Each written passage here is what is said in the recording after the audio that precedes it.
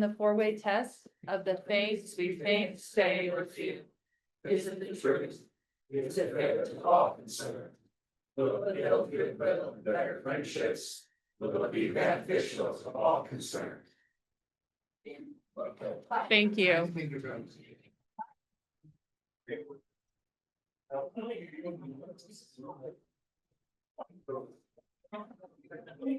And thank you for everybody that's here today. We have quite the full house. And so before we get on with our regular meeting today, I thought in light of everything that's happened in our community, I thought it would be great to have just a pause for focus and just take a minute. So I would like Kimra to come up. Thank you for being here this morning, because a lot of people don't want to be anywhere anymore. Words fail, don't they? When things like this happen, words fail us. And the words that come in sometimes, no one knows what to say. We don't know what to say. And they feel so inadequate, because they really are. 47. That's the number that our Evergreen High School shooting was year to date in our country for school shootings. 47. There were 83 last year. And it's just not that it happens here. It's that it reminds us of the violence that we experience throughout the world, in our lives. Every bit of violence that we've experienced in all of the 4 times, it just brings everything forward.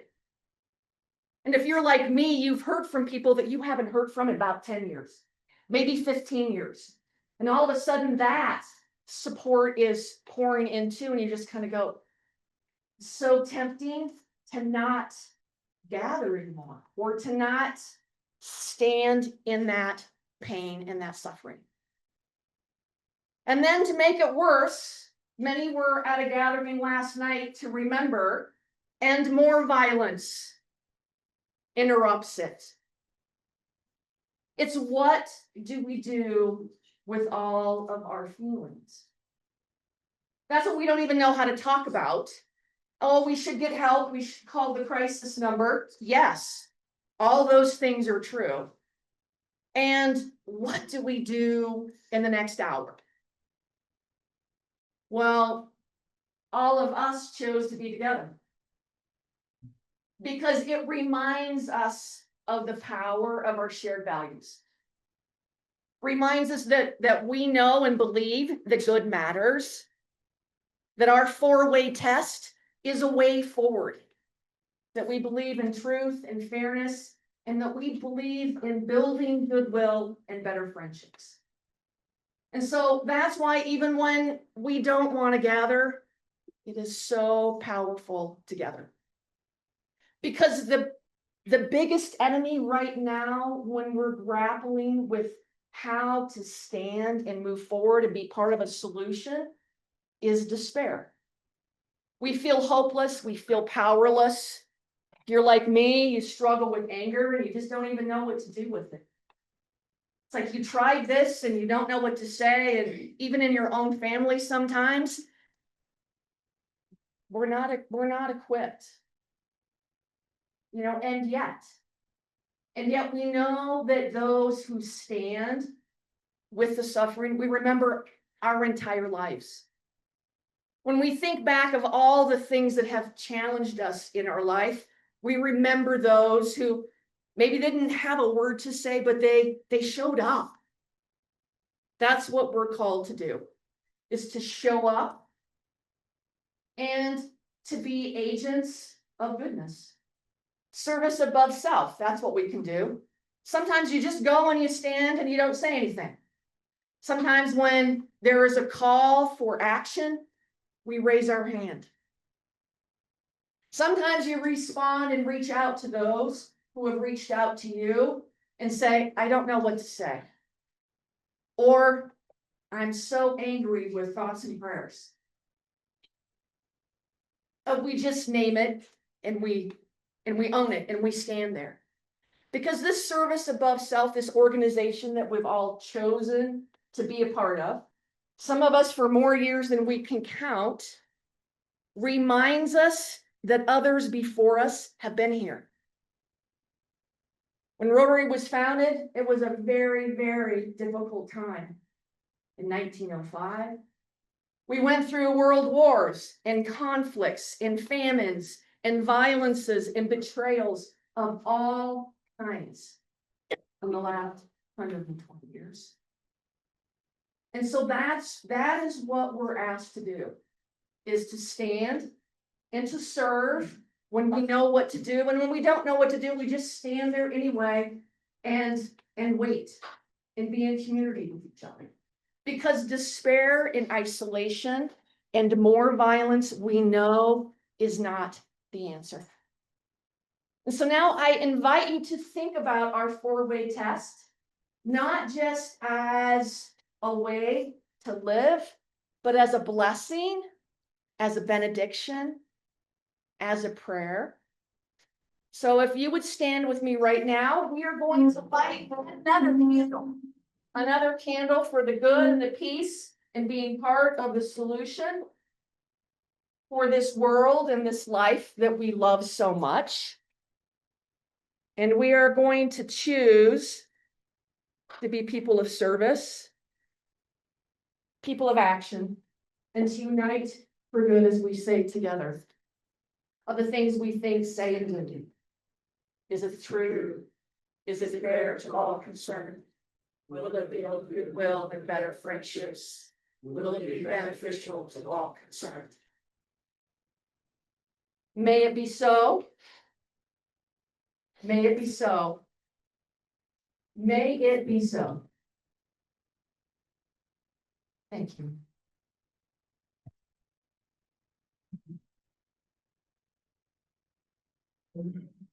Thank you, Kimra. As I went to the community gathering last night, I was at my house and looking at my Unite for Good pin, which is our Rotary motto this year. And I thought, how fitting is it that we have this?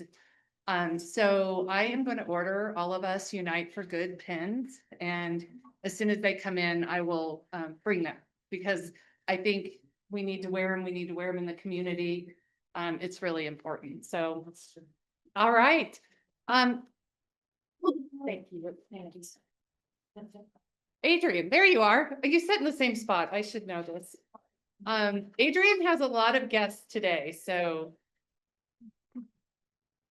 Oh, and I just want to thank Erica. I want to thank, yes, thank you so much. Oh, I'm glad you all came. I was like, should we meet or not? So thank you all. And I'd like to do a special shout out to Bob Rose, who's, and I know he's here. And, oh, right at my table. He started our peace committee, which is awesome. So you might want to join. And Dave, who is doing another peace poll. So we're so excited. So thank you. And thank you, Cameron. Thank you so much. All right. So we have a group of people who are all here for our amazing speaker, who is Sarah Raymond. And here she is with Allie Carey. And then we have Cohen. I want to say her name right, Zonak. And her hubby, who's the driver today. Brian, thank you. And Nancy and Dave. So thank you so much.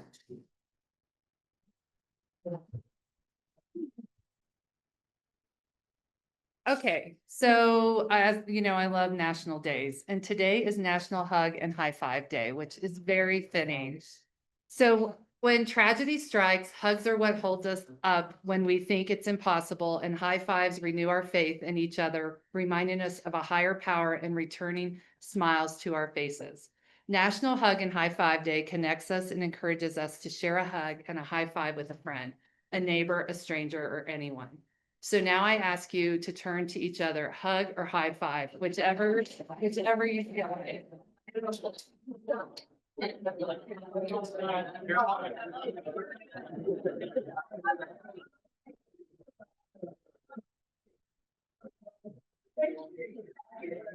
All right. I don't know if you guys have ever heard of the high five habit, but every morning I get up in the mirror and high five myself.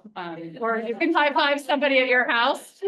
My dog, I haven't trained her yet to do the high five, but it kicks off your morning with a smile. All right, next.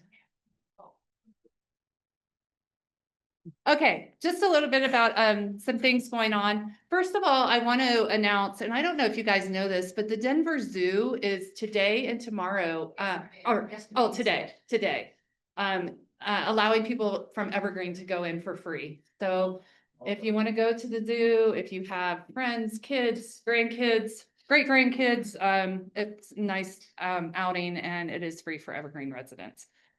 Okay, so let's talk about the most important thing on the calendar, which is Recycle Day. Alan, you owe me big bucks for saying that. No, that's September 20th. I did look at the Sign Up Genius. I think there's still some slots open, maybe. There are a few. Yeah. Shall we discuss momentarily? Okay, I will shut up then. I just gotta be nice. And then September 22nd is the outdoor lab tour, and I'm sure that sign up will go back out, or it will be in our notes. Oh, I have to say, we have a new scribe today, Katie, back there, yeah. So this is her first go around, so be nice when the notes go out. I'm sure they'll be perfect. October 11th is the Rotary District Conference. Register now. I'm sure Mindy will probably get up and say something, but remember, we do have that new member scholarships, 3 of them available. So if you've been here less than a year and want to go, or if you want to go and would like us to pay for it, let me know. And then the 25th is the WASH Symposium. 25th of October is the WASH Symposium. Okay. And then we do have some events just in the district. That September 21st is the International Day of Peace. And Conifer is having a celebration at their Peace Park from 2 to 5 that day. So if anybody wants to go, please do. September 28th, the Touch a Truck from Clear Creek 2000 from 11 to 2. And then October 24th is World Polio Day. So, okay. So Sparkle That Inspires, that's to me something that is out in the community. It's usually one of our Rotarians that are doing something, but I just felt like these really touched my heart yesterday.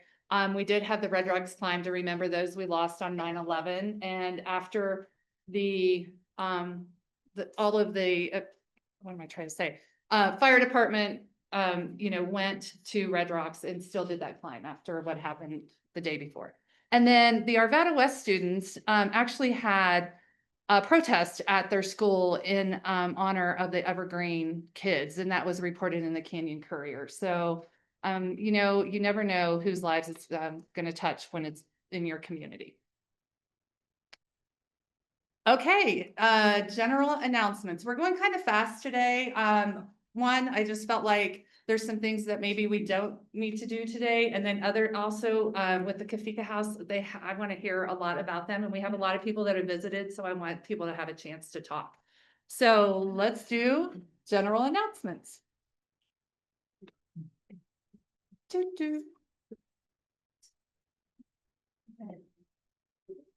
Hi, my name is Steve Biziak, and you may have noticed there are some malt brochures on each table.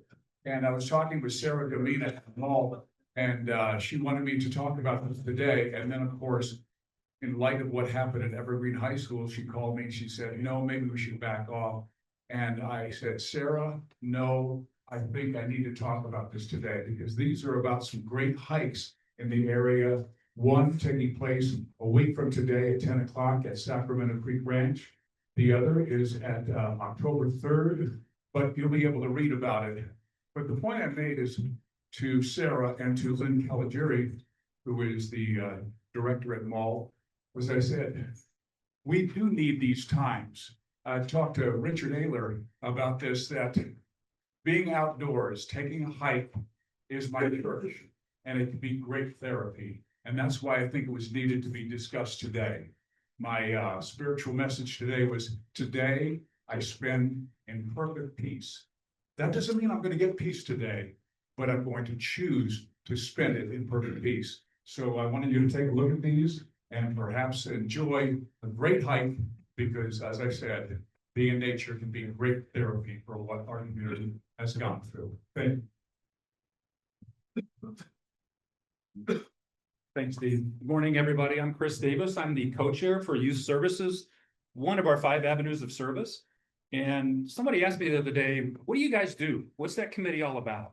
So I thought, well, Bill, what do we do? What do we talk about in our meetings? What do we talk about? What do we talk about? Don't you talk about you? Exactly. We talk about Ryla. We talk about young Ryla. We talk about youth exchange. We talk about all these things. Our meetings are open to anybody that wants to come and join. So if you're looking for a committee to join, please come and sit in and just find out what we're all about. We're having a meeting today, hopefully here. I need to talk to Sarah and make sure they don't have something going on afterwards, but we'll be meeting around 8:30. We're usually done within an hour. So come and join us. Thanks.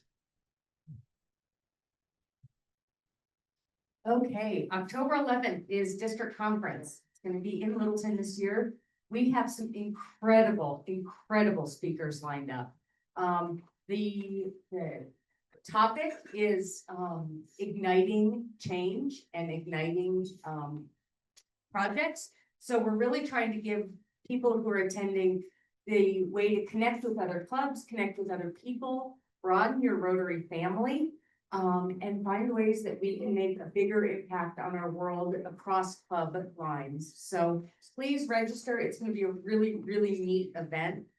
There's going to be good breakfast. We have good food this year. So it's going to be fantastic. It's being held at the Epic campus in Littleton, which is at basically Littleton Boulevard and Broadway. So it's not very far away from all of us. So please join us. It's really going to be a special day with some exciting and fantastic speakers. Good morning. I'm here with multiple personalities. Bob will talk later. My first personality is as the soon-to-be deposed king of Recycle Day. I am going to look you all straight in the eye and say, if you haven't signed up, you're on a different list of mine. Most importantly, this Sunday, we need some help putting the signs out. It's really not a challenge. The more people there are, the less time it takes. Do the math. So if you would join us this Sunday, if you haven't signed up or would like to sign up for more than one thing because you too have dual personalities, let me know. But we appreciate all the help. We're in pretty good shape, actually. And do keep in mind, we're the duration of the event is much shorter this year. How do we get signs once we've signed up? How do we who what? How do we get the signs put out? Ah, that's an excellent question. Thank you, former president.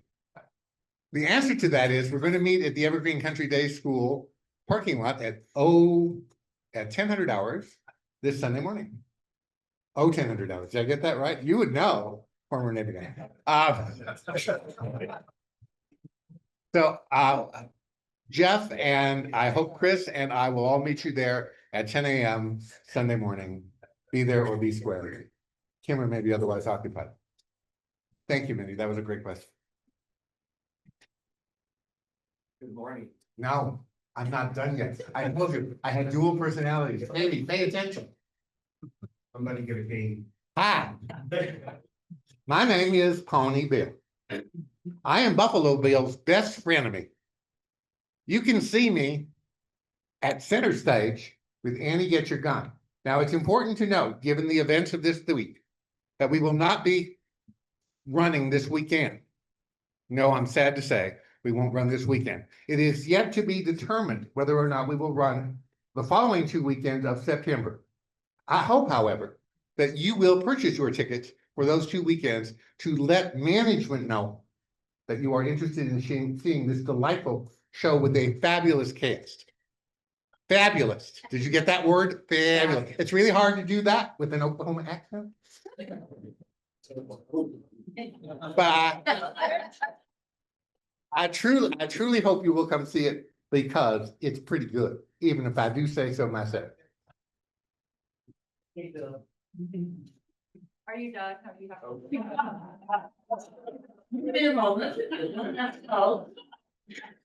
Good morning. We wanted to give you an update on Valentine, who's our youth exchange student. And I want to say that it takes an army of people to pull off youth exchange. And so we have a whole lot of people that are always working behind the scenes. And one of those people is the student's counselor. And Katie is the counselor this year. She's doing a fantastic job. And I would like her to update. A lot of you know that I live right by the high school, so after hearing the sirens, I went up to my back deck and I saw what was happening, and I first texted Valentine at 12:45, and she responded right away that she was okay. She was very, very scared. She's 16 years old. She's from France. She's one of the most strong, balanced individuals I have met. She's able to cry and speak and articulate how much it hurts. She's careful what she lets in. She talked to her parents, but she's not talking to her other friends in France because she wants to stay positive. Jessica and Nick, Jessica and Nick have been phenomenal, as has their son. Their son was at Safeway having lunch when this all happened. But when Valentine finally got back to their home at about 7 o'clock that night, they all pretty much sobbed together, which is a healthy thing at this point. So she obviously had the opportunity to elect to go back to France, and she's not doing it. She has already embraced this community, and we have embraced her. Yesterday, she spent the day with the cross-country team. We're all working together for the healing, so I'll reach out to some of you, already have to some of you, and I'll continue to do so in support of Valentine. She's doing great.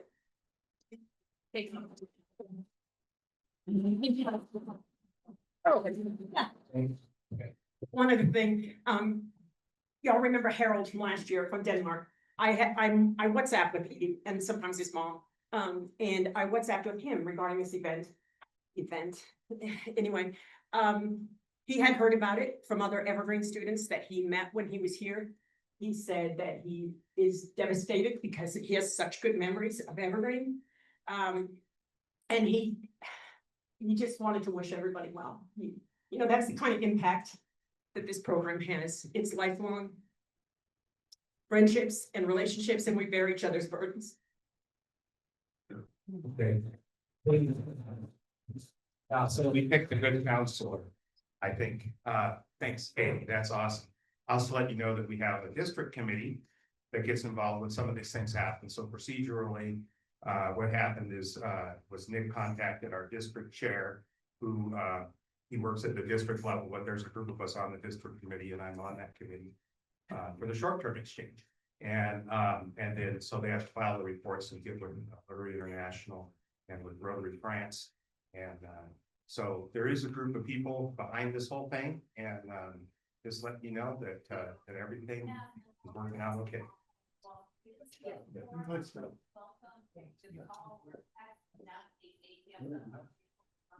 Erica asked me to just say a couple words about an event that Kelly Garrett and I participated in last night to represent Evergreen Rotary, and specifically our International Services Committee. I'm Patrice, for those that don't know me.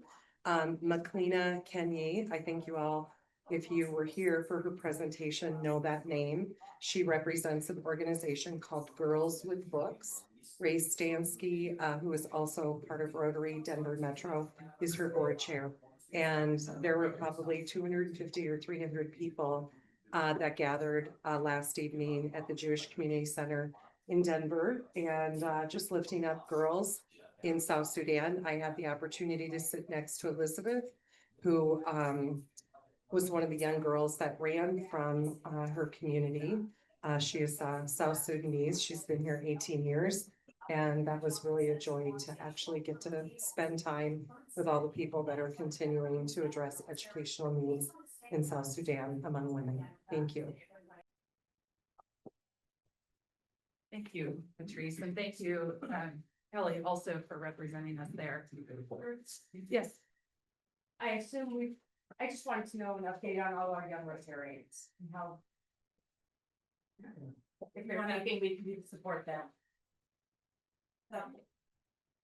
Well, I don't know about all the young Rotarians. They had their first meeting a week ago on Thursday.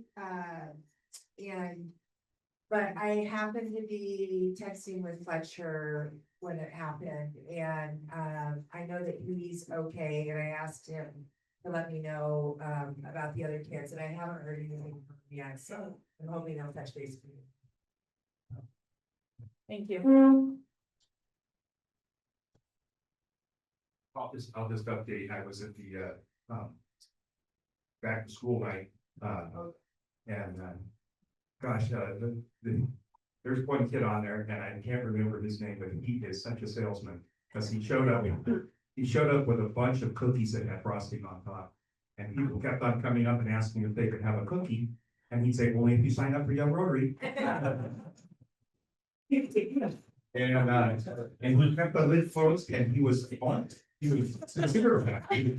And he filled up two entire pages of names of people who signed up to go. Now, who knows who's gonna show, but I was impressed. Yes, they definitely are a good group. Okay. Now we will have our speaker, and Bill is going to introduce them. Thank you again, Sarah and Ally, for being here. Good morning, Evergreen. So that's a little more subdued than I typically come on with these, and I wanted to let you know that Kim and I originally had kind of planned a little more whimsical type of introduction, and our trips that many of you in this room have gone to Africa, and I think Kurt Harris is on up here somewhere. And so if you've gone with Kurt to Africa, you of course have done these remarkable safaris, and you're out with all, and look at Janie's just smiling right now. But I mean, the amazing nature there, and dancing with Maasai and such.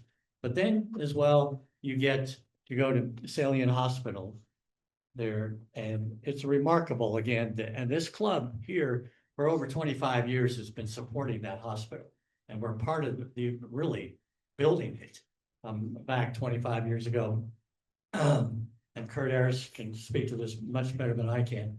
And then as well, you get over to what was then the Plaster House, and since renamed Kafika House, and it's a remarkable place there. And so I want you to think about, much as we have an inherent need to gather here right today, there's all these children from rural villages that are coming in to have reconstructive or some type of surgery there.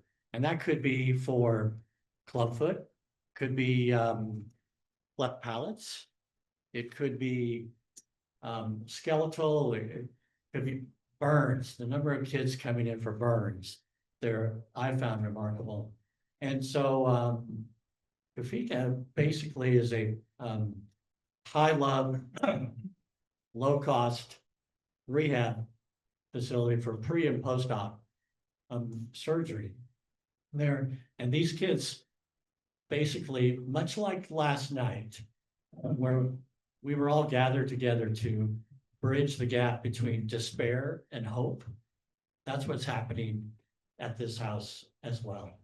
And to see these kids come in to be with, and for them to gather to be with other kids, because for them to go home there after a surgery, and where the facilities aren't there to take care of them, and their post-op is really, it's not conducive to good health and to healing there. And so, which is again, the same theme happening last night and today. And so there are people that made this happen, and they are with us today.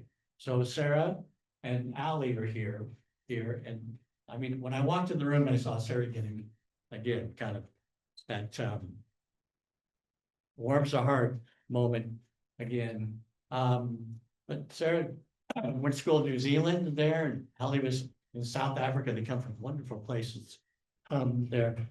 But Sarah was working there and eventually got in with the Salient Hospital there and working with the surgeon, the orthopedic surgeon, because he's an occupational therapist, and working with all these people and kids, and then saw this need again to find some type of facility that could be that bridge, again, that gap between despair and hope, and work with these kids post-op there at the Kafika, and I'm almost not pronouncing it right, Kafika House there. And so continued with this, and all of these kids now can stay and have a safe place to go. And it's a remarkable thing. And so that's enough for me to talk today. But Sarah's going to basically tell you her story here. So come on in. Thank you for having us here this morning. We also asked whether it was the right thing to be coming to Evergreen this week. And we're really pleased to be here and humbled by the number of you who are here to learn about a story of hope, a story where things are possible for children with disabilities. With an introduction like that, I almost don't feel like I need to say anything. But I have got some photos to show. You're right. I started working at Salient Hospital in 2006 with a Kenyan orthopedic surgeon, Mr. Marilla. Dr. Mark Jacobson, or Professor Jacobson, as many of you know him, took us into his office and he said, I have a thought that we need to treat more children with disabilities. We need to identify them in villages. We need to bring them in. We've got an orthopedic surgeon. We can develop an orthopedic program around that surgeon. We walked out of the office and my surgeon looked at me and he said, I'll do the surgery. You find me the children. So we went out and started an outreach program that started to find children with disabilities. And it wasn't easy. In 2006, we were still having to kind of go in the back door a little bit to find these children who were very often stigmatized, hidden away, and kept out of the normal Tanzanian community life. We found them, we started to bring them in particular children with the clubfoot and osteoporosis. So many of you know we have the issue in the areas around northern Tanzania of too much naturally occurring fluoride in our drinking water. Naturally occurring fluoride in our drinking water, which causes the children to have osteoporotic bones. So we were bringing in these children with orthopedic needs. They came into the hospital, they'd have surgery, we'd send them home to their Masai Boma, to their mud hut, where they cohabitate with goats and cows and what have you in their normal day-to-day life. Parents were kept up with the normal activities of subsistence and existence, and the children were left to sit on their beds. And we were finding that we didn't have great outcomes from these surgeries. Either the children weren't brought back to the hospital for follow-up, they would be brought back and there'd be fleas and ticks and bugs on the inside of their plaster casts. Maybe there'd be an infection that had been left unchecked because it was difficult to identify that there was an infection inside of the plaster cast. And I came up with an idea that we would have a small place, maybe with 10 beds, maybe with 15 children, that would look after children after they'd had surgery, keep them close to the hospital, give them a good diet, allow the parents to go home and look after the animals and the other children, have the children looked after by house mothers, identify early other childhood diseases or infections. And so the Plaster House was born.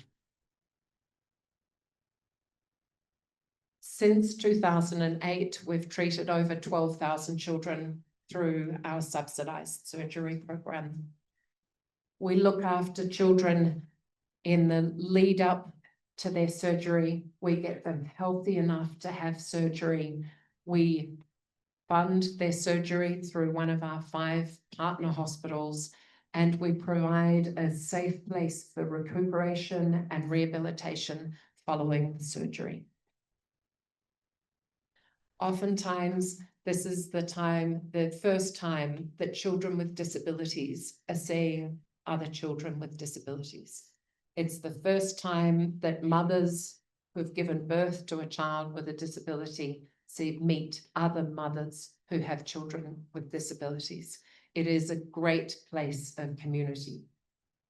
The Plaster House was named thus because, coming from Australia, we call the casts or the POP on the children's legs casts or plasters. And so it really was an idea that the children would be sitting there in their plaster cast for the period of time.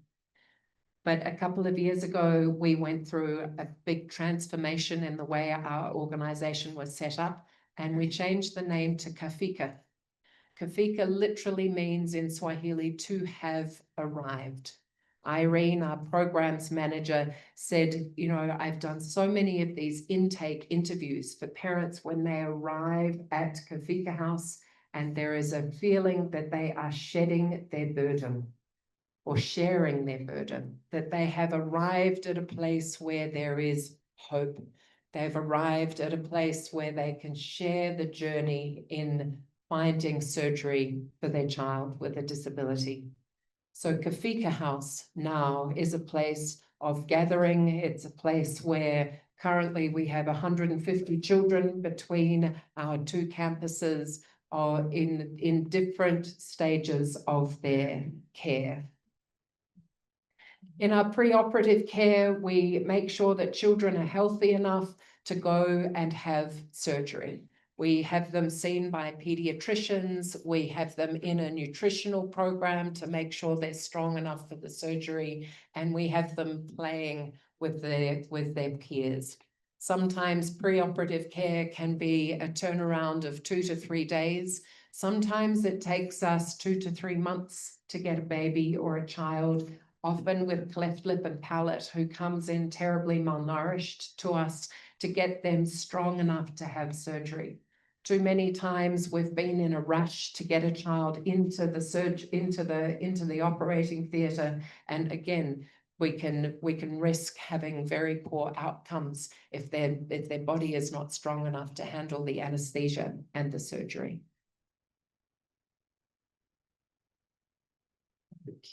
Acute kid is part of our, a healthy kid is part of our nutrition program with Kira Despirito, who worked with us for nearly 10 years as our clinical services manager. With our corrective surgery, we partner with 5 medical surgical hospitals around our area to access orthopedic and plastic and reconstructive surgery. When I started this work nearly 25 years ago, we totally depended on visiting teams coming and doing the surgery in surgical caps. And Mr. Marilla, this Kenyan orthopedic surgeon, was one of those surgeons as well. These days, we do 90% of the care, 90% of the surgical care is actually provided by Tanzanian surgeons who have been brought up through the hospital system. And that's a wonderful change, I think, to see that, you know, that's development 101, that it's a teach a man to fish. And then he shall fish alone. But the surgeons that we work with, Dr. Makanza, Dr. Amon, Dr. Robert, and the teams really are providing us with great results for our surgeries. The cost of the surgery and hospital care is nearly 50% of our overall cost of $1,200 per patient. But I guess in a way, we're supporting these other hospitals who are providing the medical care as well. The rehabilitation is a time usually of great joy.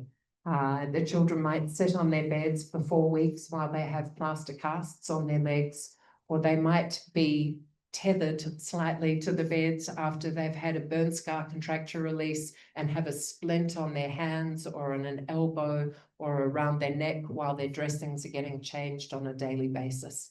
We make sure that the children get more food than they need to be part of this healing process.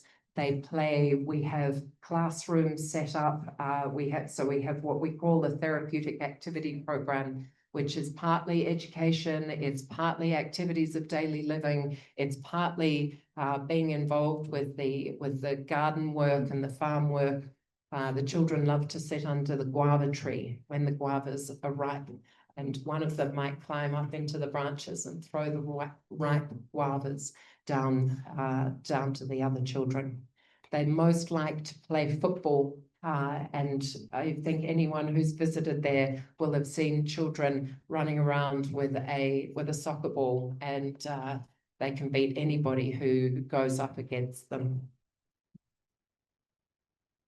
This is Dr. McCunza. He's our main orthopedic surgeon who we work with. He was trained up through Arusha Lutheran Medical Center and Celian Lutheran Hospital that this Rotary Club, as you say, have been involved with for the last 25 years. He is a product of that commitment and that investment. On average, a child will stay with us for 3 months. A child with a cleft lip and palate, a healthy child with a cleft lip and palate, we can turn around maybe in 12 to 14 days. A child who comes to us with osteomyelitis or an infection in the bone will stay with us for up to 6 to 12 months to make sure that they are fully healed before they go home. It's amazing to me, one of the other changes that I've really seen over the time is that our average age of the children we treat has gone down from 8 to 10 years of age down to 4 to 6 years of age. And the main reason for that is the work that we're doing out through midwives and traditional birth attendants to make sure that children with cleft lip and palate are no longer coming into us once they're 6 to 9 months old and in a state of malnutrition because of the difficulty to feed a child, or that the children with clubfoot are no longer walking into us. They're actually being brought to us when they're maybe 24 to 48 hours old. And that's making a really big difference to our outcomes. The care is provided largely by house mothers in our setting. Mamas only stay with the child if the child is still breastfeeding or if the child's situation is precarious. Otherwise, mamas go home and look after the household, make sure that the other sometimes 8, 9, or 10 children are off to school and being looked after in a wonderful way. And we can look after these children. Our house mothers go into hospital with the children. They look after all of their care, and it's what makes our children the happiest while they're with us.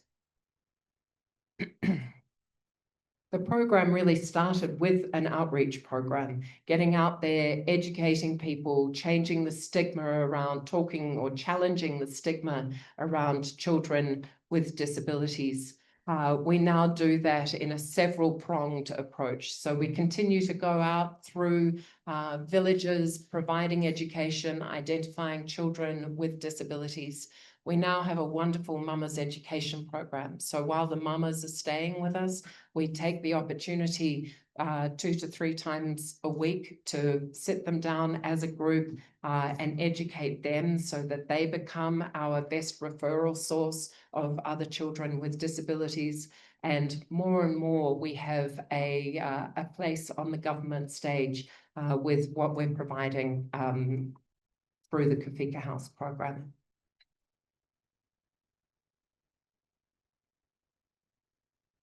Rehema, our outreach coordinator, is absolutely tireless, but she still comes up against the challenges of traditional beliefs and witchcraft and traditional healing, and people not believing that there's a possibility for treatment and there's a possibility for improvement of a disability, in particular disability that a child is born with.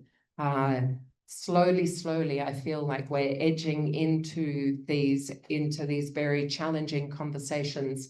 And ultimately, we'd love to see a Tanzania with no child living with a treatable disability or condition. I don't know if you can see the flies in that picture, but here's Rehema out in a traditional Boma setting. You know, assessing a child with probably a burn scar contracture.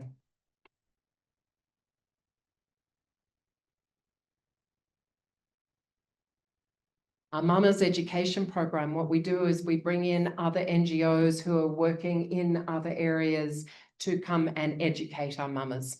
So we don't have all of those skills, and yet in Arusha, where we are absolutely rich with NGOs, the partnership model works so incredibly well for us. So we have other teams who come in and talk about nutrition, talk about reproductive health, talk about microfinance, women's rights, business and life skills. We also work with the Arusha Mental Health Trust. And so they come up on a weekly basis and work with any children who have any kind of issues that are related back to their disability. And they also work with the mothers in that way. And we find that partnership as well to be a very strong partnership. The mama's obviously with one of her twin babies who was born with clubfoot, the other without, but they stayed with us throughout the treatment. Treating clubfoot is changing the POP casts once a week for 10 to 12 weeks, and then there's just a very small operation at the end, and then children wear braces for several months or even years after that. But a child who is treated when they are this young will not necessarily know that they were born with a disability. It is so fixable. The picture of our Mama's Education program. The mamas all gather usually under a tree or in a banda. Our government partnerships are a really strong sign for us that we have a future in Tanzania, that we have, and the rehabilitation and the service that we're providing is taking more of a central stage. It's really important to us when we're looking at the sustainability of the program and where we will be able to go over the next 10 to 20 years.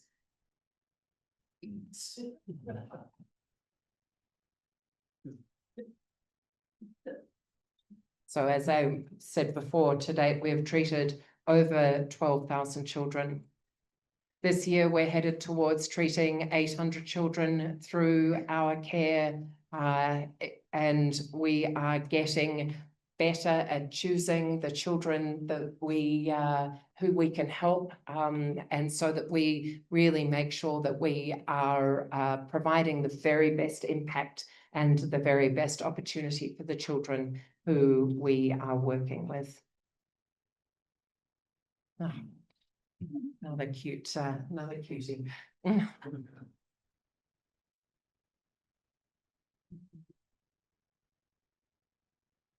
This is in our Karatu facility. Unfortunately, we're closing our Karatu facility next month and consolidating all of our staff and children and efforts back down in Arusha.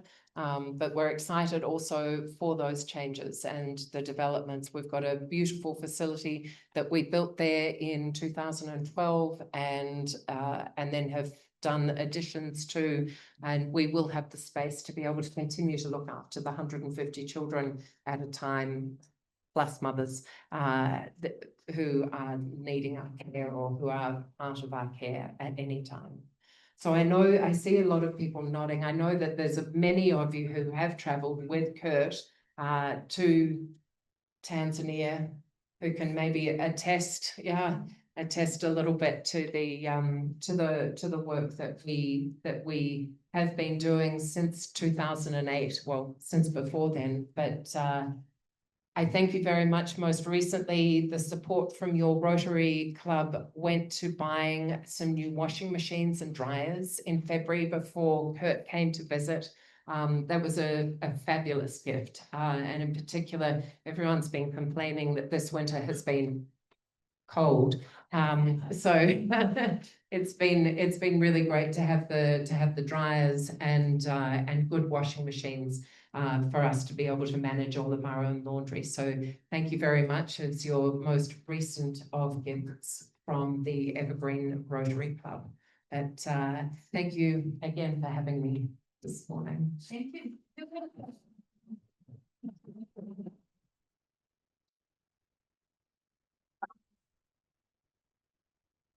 You would have loved it because I've never seen or gotten so many high fives.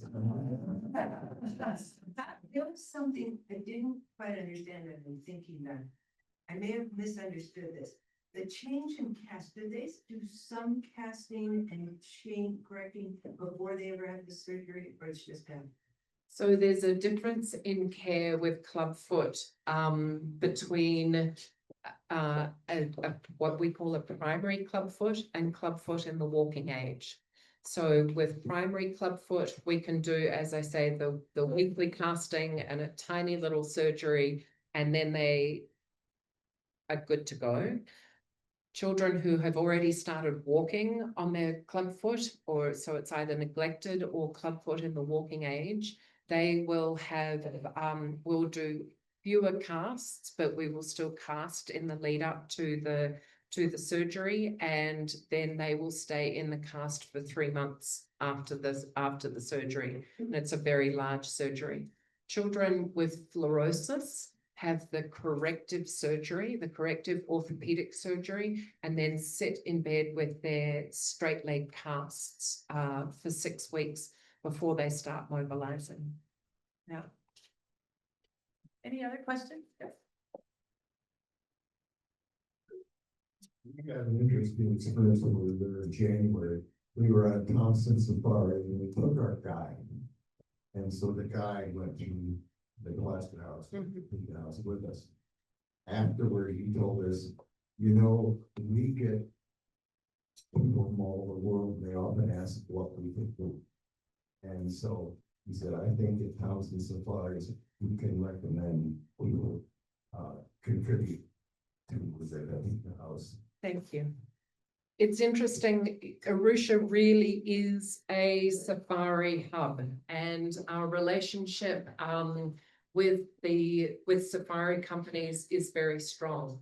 So safari companies, as part of their community, what is it, CSR, but their social responsibility basically will take our outreach team out on outreach trips around to their areas. We train their guides about the work that we're doing because they're often really great identifiers of these children with disabilities from all around the country. And yes, we do have partnerships with safari companies who bring visitors to visit Kafika House, and it increases the knowledge and the reputation of our program. Yes, I visited your Pleasure House twice, and it's a truly a magical place. Thank you. How do you maintain stable funding? Does the government assist you at all, or where does all of your funding go? Great question. So all of our funding comes from the generosity of others. We do not have government funding. So we are primarily, supported by individuals, organizations like the Rotary clubs, and then some philanthropic foundations. So every year I will take Sarah out on the road and we will go to as many states as we can across the US.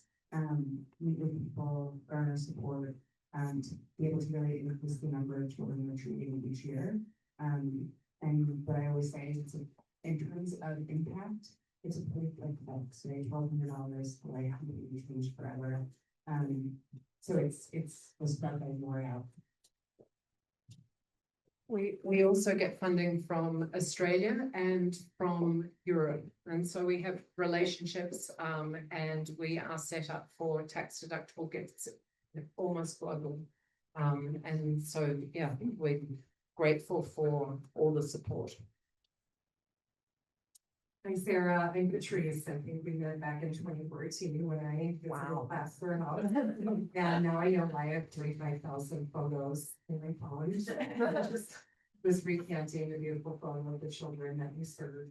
So thank you for that. I'm curious, how big is your staff in Arusha as well as in the United States?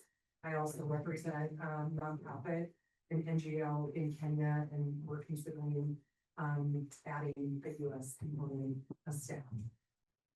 Great question. We have 60 staff in Tanzania, of whom 3 of us are expats. The rest of the staff is all Tanzanian.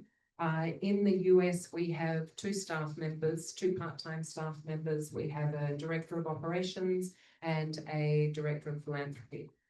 So that's the extent of who we have in the US. One thing I didn't mention during my presentation, I just feel like I should mention it, is that we always ask the parents to make a contribution to the care of their child. So as much as the generous donation of $1,200 will cover an average care pathway for a child, we ask parents to make a donation, not to close the door on them bringing the child in, because ultimately our job or our mission is to treat as many children as we can with disabilities, but so that the parents have some skin in the game. So we say in Swahili, bure ni bure, free is worthless. Word bure is the same, both for free and worthless. So we ask the parents to make a contribution of about 2 to 5% of the overall costs of caring for their child. And we find that makes a difference for the follow-up. We find that makes a difference for the ownership. We find that makes a difference on the impact of the stigma of a child with a disability, that the parents can say, I treated my child with a disability. It's not the outreach team. It's not that crazy redheaded girl. You know, I treated my child with a disability and fixed and changed his life. So I see that we have Kurt here behind you on the camera. Kurt, would you like to say anything? I just want to say, hey, Sarah, thanks. Thanks for showing up. It's good to see you. Unfortunately, I'm 1,000 miles away right now. I'm thinking about trying to come out and visit again in October of next year, if you'll have us. You're very welcome. Anyway, if you want to see someplace really special, this is it. And I just want to say thanks, and I'll get off because I know we're running short of time. No, well, you're fine. No, we're right on time. Don't listen to Kurt. Okay. We'll do one more, Jamie. Well, I've had the opportunity to be there 3 times. Oh, wow. I have an addiction to African. But one thing I wanted to say is you've created a culture of joy, because the pictures of those children smiling and laughing, that's what you experience when you go in. Those children are so happy and joyful. And you think of what they've been through and the pain that they've endured with their treatment and their disability. But the culture there is so special. And I want to thank you for that. Thank you. It's an absolute pleasure. I agree to go in those doors. And there's sometimes I sort of buzz into the HQ and I have meetings there and I buzz out and I'm frustrated. But anytime I go into the facility, you know, and the shikamo mama, you know, as I walk through, and the absolute unbridled joy of the children is very humbling. Well, Sarah and Ally, I want to thank you so much for coming. I loved hearing about it. I heard Kurt talk about it for a long time, so I appreciate you guys being here. And for being here, we, as Rotary, are still trying to eradicate polio in the world. And so we will donate 60 vials of polio vaccine in your name for being here. So thank you so much.